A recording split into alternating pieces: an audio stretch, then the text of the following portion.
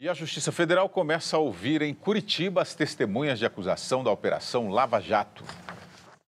Nessa fase da investigação, o juiz Sérgio Moro irá ouvir ao todo 15 testemunhas. Entre os depoentes estão 3 envolvidos na Operação Lava Jato que já assinaram acordos de delação premiada. O ex-diretor de abastecimento da estatal, Paulo Roberto Costa, e os executivos ligados à empresa Toyo Cetal, Júlio Camargo e Augusto Ribeiro Mendonça Neto. A geóloga Venina Velosa Fonseca também foi convidada a depor. Venina trabalhou como gerente de abastecimento quando Paulo Roberto Costa chefiava a área e afirmou ter avisado a presidente da Petrobras, Graça Foster, sobre as irregularidades na petrolífera. As audiências vão até o dia 13.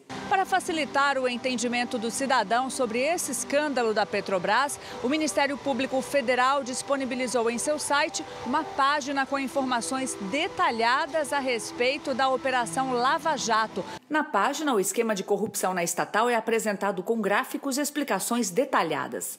O site também responde a perguntas frequentes, como, por exemplo, qual o papel de um doleiro? A resposta: doleiros são operadores do mercado paralelo ou ilegal de câmbio, que formam um sistema bancário informal e clandestino.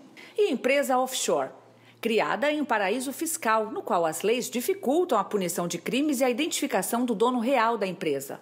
A página traz ainda os resultados obtidos até o momento com a Operação Lava Jato: 279 inquéritos, 60 mandados de prisão cumpridos e 12 acordos de delação com pessoas físicas. A Polícia Federal estima os desvios em 10 bilhões de reais. 500 milhões já foram recuperados. O portal está bem claro, assim, ele é bem explicativo, ele mostra as provas, você pode até clicar, ver a prova lá do que foi investigado. A grande maioria da população que tem já um acesso à internet regular consegue entender o que está ali.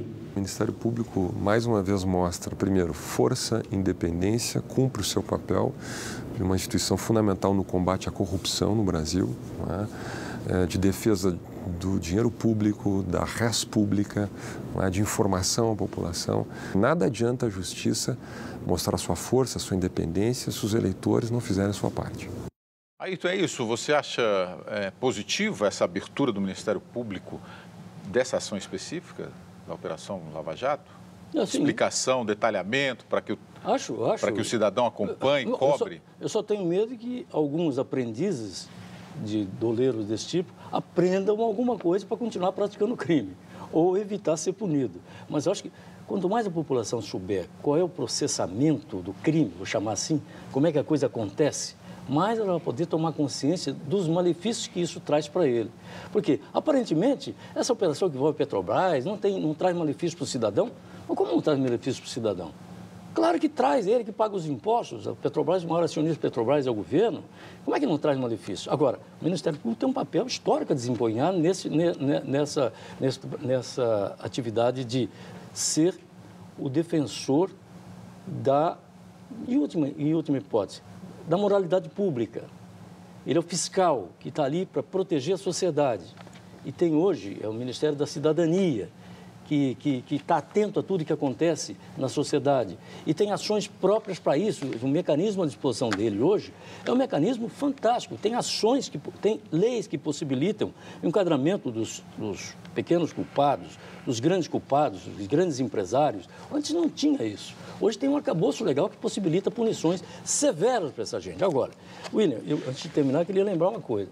Esse doleiro, o Alberto Youssef, ele já fez uma delação premiada em 2004, no caso do Banestado. Ele foi condenado a 7 anos de prisão em regime semiaberto e foi obrigado a pagar, em função de uma delação premiada, 900 mil reais devolver para os cofres públicos. Muito bem. Agora, ele de novo está exercitando esse direito à delação premiada. Será que essas pessoas que estão exercitando esse direito vão dizer exatamente quanto tem, quais bens que tem? Será que eles vão entregar aquilo que amealharam irregularmente? E será que nós só vamos ver esses bens quando findar o processo? Porque esses bens só podem ser executados e só podem ser arrestados quando terminar o processo.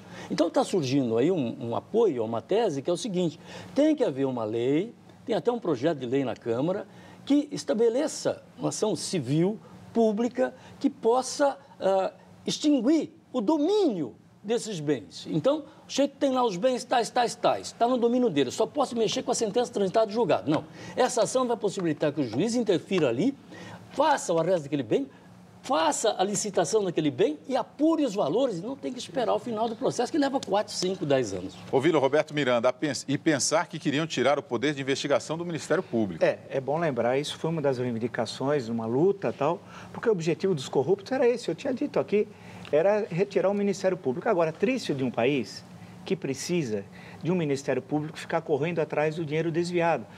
O Ministério Público faz muito bem a sua função, mas a questão originária lá atrás é que a administração pública brasileira permite essa corrupção. Se ela não permitisse essa corrupção, nós não poderíamos estar agora aqui ensandecidos, correndo atrás do dinheiro roubado. Então, a questão que nós precisamos resolver não é só a punição, e tem de ser punido com os bens confiscados, adquiridos de forma ilegal, etc. tal, mas antes, é tapar os buracos da administração pública brasileira que permanece. Né? Não adianta, por exemplo, um mensalão. Imaginávamos que tudo tinha terminado. Mas os marginais do poder pegavam dinheiro do Petrolão para pagar as multas do processo do mensalão. É inacreditável o escárnio que eles têm com a justiça. Então, quando o Ministério Público divulga esses dados, e eu consultei, eu acho muito bom, didático, essa cartilha, dá todos os dados, essas informações, é fundamental para a gente ler. Mas quando você começa a ler, você começa a ficar irritado, porque você vê que dinheiro que foi roubado de hospital, foi dinheiro roubado da parte de transportes, de mobilidade urbana, de segurança pública e tal. Agora, é fundamental, e o início da matéria fez referência ao Procurador-Geral da República, Rodrigo Janot, a questão da acusação que ele vai fazer. Isso que é chave, porque Antônio Fernando, em 2005, então procurador-geral, fez uma acusação ruim no mensalão. Eu quero ver agora o Rodrigo Janot. São 2 homens chaves nesse processo inicialmente. E eu estou de olho nos 2.